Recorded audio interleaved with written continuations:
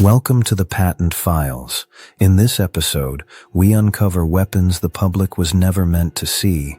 Devices patented, tested, and then locked behind secrecy orders.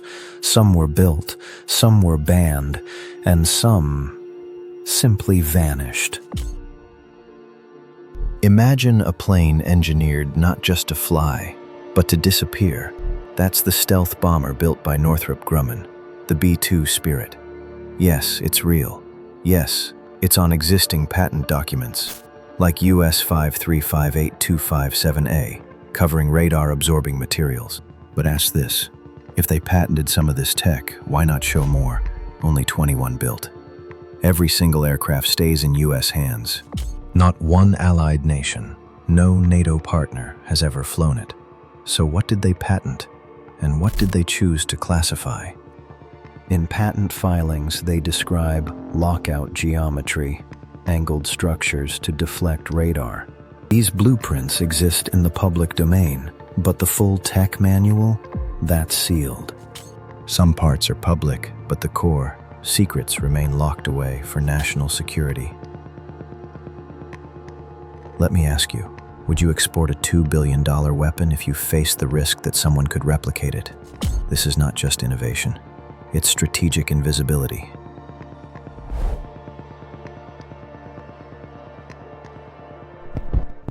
Imagine this.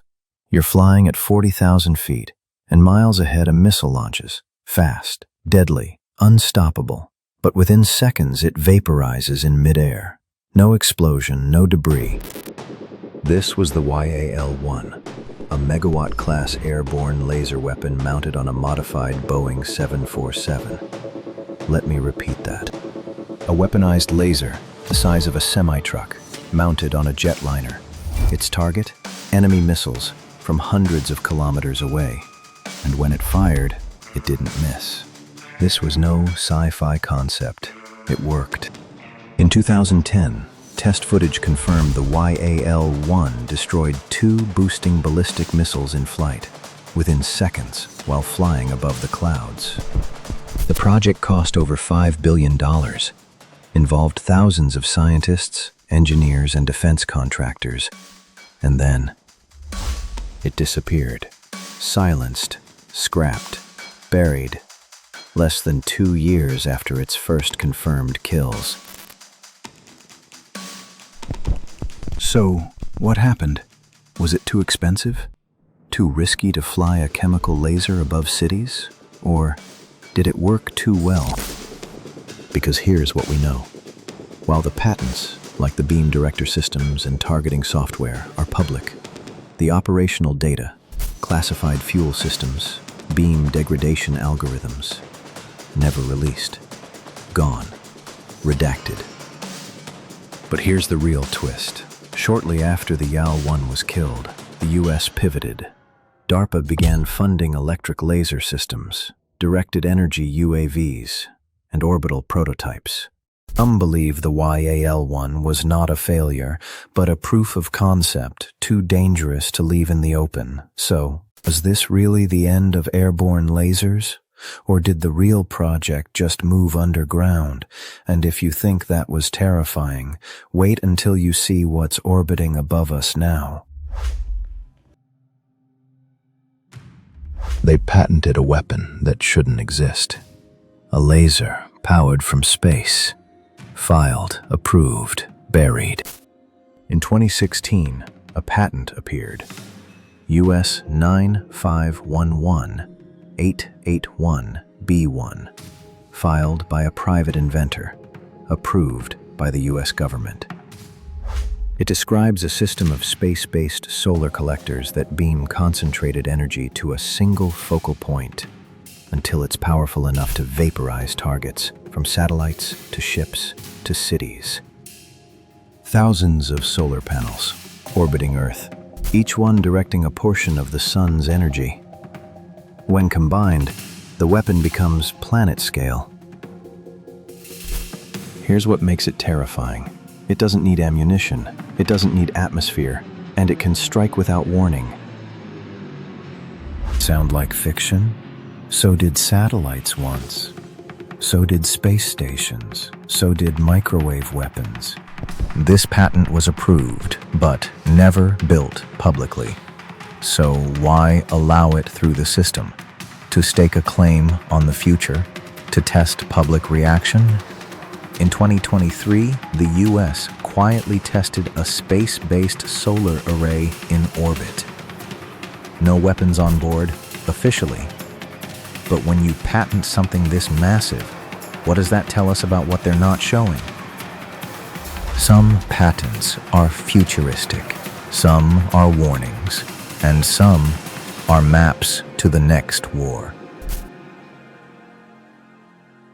They said it could power a city from a box the size of a truck, quiet, portable, nuclear.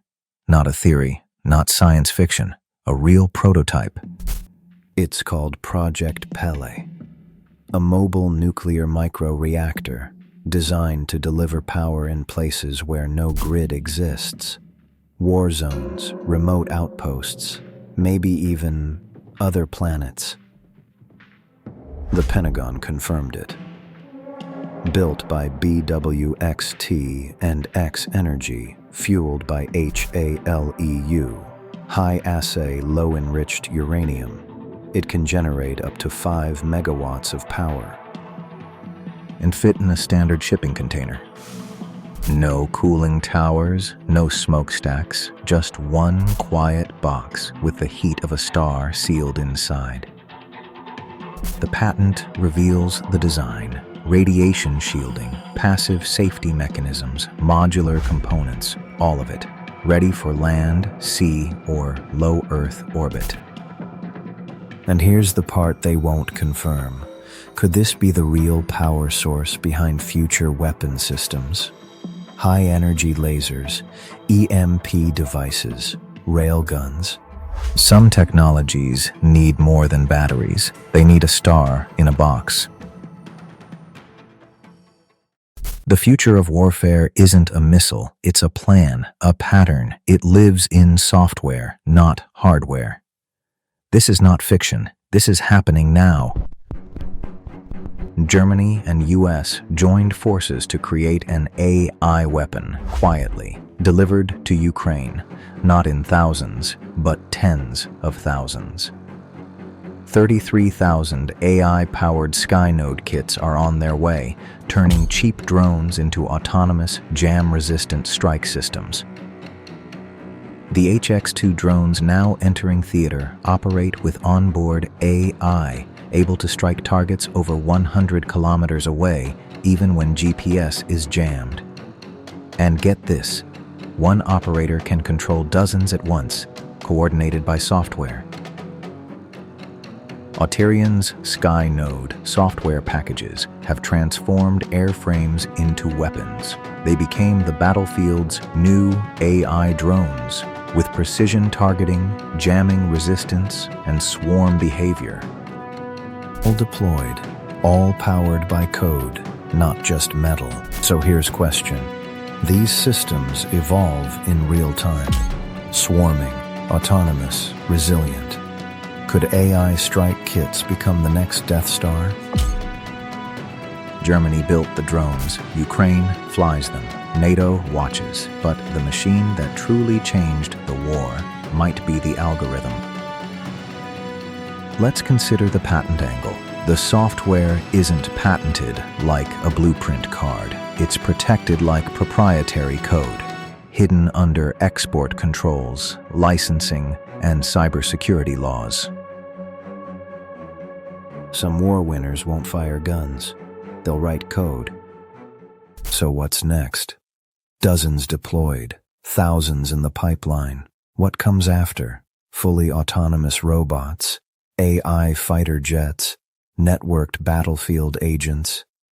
Here's what no one tells you. Some of the most powerful inventions never become patents. They become ghosts, filed, reviewed, then erased.